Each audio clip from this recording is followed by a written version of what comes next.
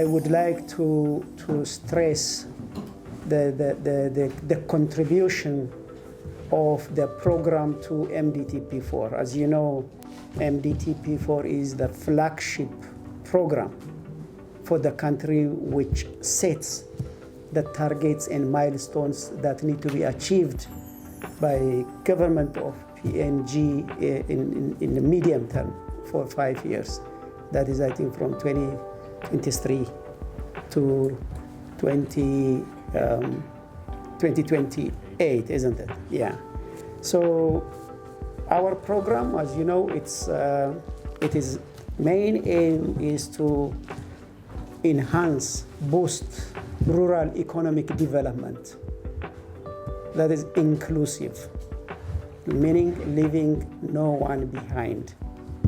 With that overall objective, the STREIT program contributes to a number of what are termed in the midterm, in MTDP IV as SPS, strategic priority areas.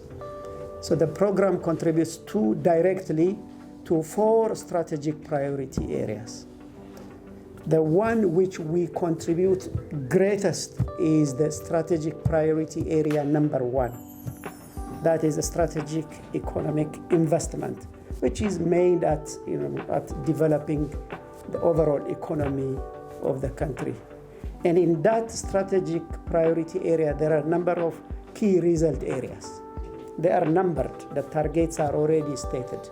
So I'll give you a few numbers that directly communicate to the national ambition of the country.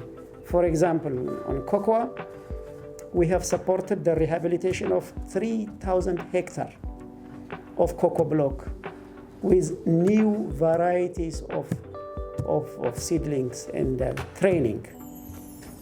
We have supported 275 small-scale nurseries.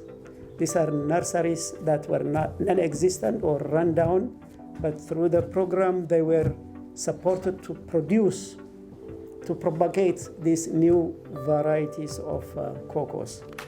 As we speak, we have managed to get 3 million new varieties. These are cocoa pod borer tolerant varieties planted, 3 million. 1 million additional is on the way. So you can imagine 4 million seedlings covering a vast area. That is something that contributes directly to the production, increased productivity, and increased quality, because the varieties are the ones that are released by PNG research. Then it is not only on the production. I have explained this one in our previous interaction. We work along the value chain. We are in the production, we are in the processing, we are also in the marketing to the end. So in the processing area, we provided 500 the cocoa dryer kits. This include, you may have seen when you went out, kiln pipes, which are put on installed on fermenters to smoke. Smoke-free cocoa beans are quality. One of the challenges with cocoa beans in this country is smoke taint in the global market. This innovative equipment, helps farmers to produce the quality cocoa that the global market requires. But also we are installing, I think a good number are already installed, 100 units of combination. We call them, combination dryers. If you need, Rabi will explore. These are a combination of solar and fuel dryers, again modern, which would allow good processing of dry beans.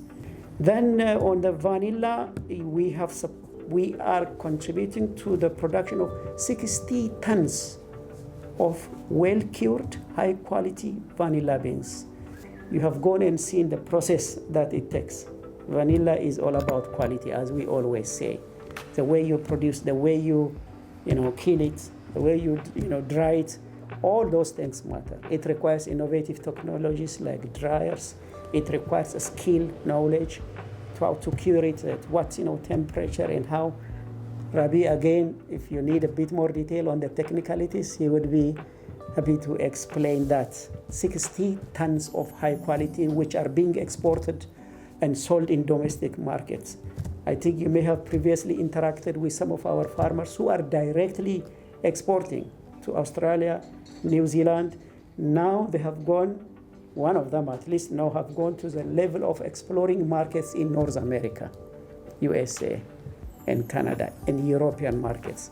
Our program is facilitating the link, through digital and other e-commerce means. I think some of the farmers are, I wish if you had time to interview, perhaps in the next animation you will be able to cover that. Then we also support the fisheries sector. It's perhaps another thing you may have observed. We support the 3 areas in the fisheries. One is the riverine, along the Sepik River. Second one is the coastal, here in Wewak area, Aitape and Vanimo coastal fisheries. And the other, which is a very critical one, is the aquaculture, the ponds. I hope you have seen some of the ponds. We have many of them. We have supported, helped our farmers to build around 1,100 ponds and provided them 98,000 fingerlings.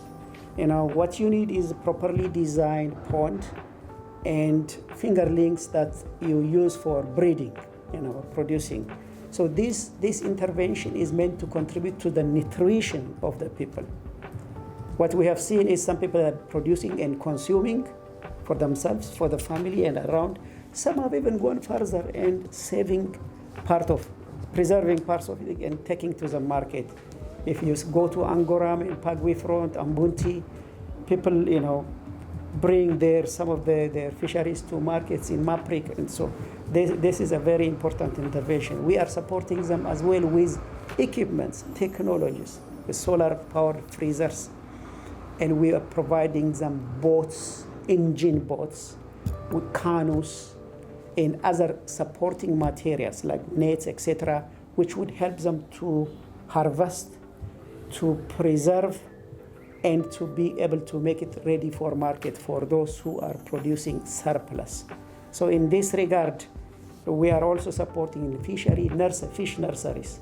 Fish nurseries are the ones that can also produce, fingerlings for distribution. You can't rely on fingerlings from a very distant place. These are very sensitive, they can die. So nurseries should be available in local areas. So that is one of the things we are promoting. And this is done by small farmers, and they are doing it. Some of the nursery owners, we have sent them to Thailand as we speak. They are in Bangkok, learning from best practices in Thailand. Thailand is fairly advanced in their fishing in the Asia Pacific. So we hope that they will learn these best practices. One of our objective is also, capacity. Capacity building, takes different forms. Sometimes you develop people on specific skill, how to dig pond, what location, position, what is the depth and the width, what kind of water, what kind of feeding that you have to feed there. But the other is you go and learn from outside. We took some of these fisher folks to learn locally from what is available in the country. Now we have gone further to taking them to get international best practices. So these are the things that we believe will leave lasting, sustainable impacts in the country, in the people. We always say knowledge in the brain, in the heads of people, nobody will take it away if you don't die. Even when you die, maybe children, family will take over some of the knowledge and will continue. So we firmly believe in the soft skill and training and capacities, learning and exposure. This is not only for fisheries, but also for cocoa and vanilla. I've seen. We took people to Singapore, New Zealand, Australia, Madagascar, to see and learn how others are doing well. So this will contribute to the farmers, not only to the farmers, but also to policymakers. I hope some of the policymakers in Waigani are able to listen to this episode and pick what are the lessons. How can we shape our policy in such a way that we learn from the best from globally and infuse it into our policy, adapt it, and then grow our economy as stated in the SPA1. We have helped opening up of more than 100,000 new accounts, out of which 58,000 was for women. This is what we say inclusion in action. So they will be able to transact and access their money. And we have helped the establishment of about more than 200 access points. The access points where people use the point of sale machine, to transact in remote areas oftentimes. And we have also worked with our UNCDF has worked with the financial industry to have some branch set up, to have some agents. You may have interacted with some of the agents. These are a few of the key results we contributed to the SPA1, Strategic Priority Area 1. The other is SPA2. SPA2 is the PNG, Connect PNG infrastructure. So many infrastructure areas, whether on transportation or digital infrastructure or telecom infrastructure, a lot of infrastructure objectives are stated in the MTDP IV under Strategic Priority Area 2. Just to highlight our contribution, so far as we speak, we have rehabilitated 207 kilometers of roads, rural roads, some of which you may have seen, but across both East and West Sepik. That is rehabilitation, major work. But also we are still maintaining 312 kilometers of rural roads with what we call labor-intensive schemes. I hope if you have interacted with what we call RMGs, road maintenance groups, these are local people who are paid a small amount to maintain their own road for their own use. So we believe these are sustainability measures. Every time you cannot get bulldozers and contractors, these are multi-million KINA projects. But if communities are able to maintain their roads in their own place, that is one of the practice, global practice at ILO learned globally in trying to introduce here. But this also needs a very strong collaboration with the government. When the program ends, I think the government Department of Works and Highways will need to continue with this scheme. It is not a very expensive venture. People are not paid a lot of money, small amount of money, because they are spending their time on maintaining the road. That kind of payment scheme should continue. So roads will serve much longer time. So government doesn't need to bring in contractors to rehabilitate to this kind of roads. So this is one of the things. We also are in the process of cleaning waterways. This is along the Sepik River and tributaries. A number of times the waterways are blocked by grasses, lilies, and etc. So with our rural infrastructure component under the leadership of ILO, we are also cleaning this one for riverine people to be able to move with their canoes from one place to another place, market their fish and cocoa, vanilla products they have, bring it to Maprik or Wiwa. So waterways are also very important. Then you may have seen also what we call resource centers. These I usually call them digital excellence centers of excellence. Digital centers of excellence, where people go, they learn their own computing skill or anything, but also learn remotely. Last time I mentioned that about the learning system, which we have collaborated with PNG University of Technology, and the learning management, LMS we call it, where there are modules, training materials that are hosted by University of Technology, and the training can be delivered from Leh to the place where you saw in Nuku, in that school, even if there is internet connectivity. Some of these centers we are collaborating with NICTA to get a satellite connection.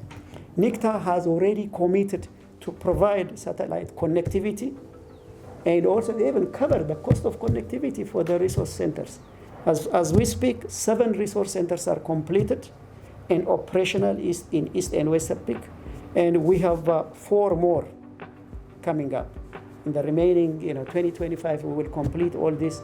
This will be where the young businesses, SMEs, civil servants, private sector will go and learn either remotely or in class. These are what I call, I think, as I mentioned, digital centers of excellence. And these are very important for transformation. This is how economy will transform. We can't bring in, university people and trainers from everywhere to remote places in Nuku, as you have seen. It is not easy, but this gives an opportunity for people to learn. Another thing is renewable energy, again, which falls under SPA2, PNG Connect Infrastructure. 9 renewable energy, big ones, solar PV systems have been established in 6 schools and 3 health centers. Now I think you will be able to see the one in Brandy School. This is 100 kVA. It's a big solar PV system. Some of them are medium size, but we have set up already completed in 9 of them, with some handing over remaining in a few of them. But not only in these big facilities, but also the smaller households. We have provided 500 home-based solar kits for households. Solar PV system, the computer, application loaded, and people there reporting this year. We have trained, several, this 1,000 or whatever cocoa people. We have planted this many seedlings. That information would come from the district, automatically connects to the province, and that will be reported to DNPM.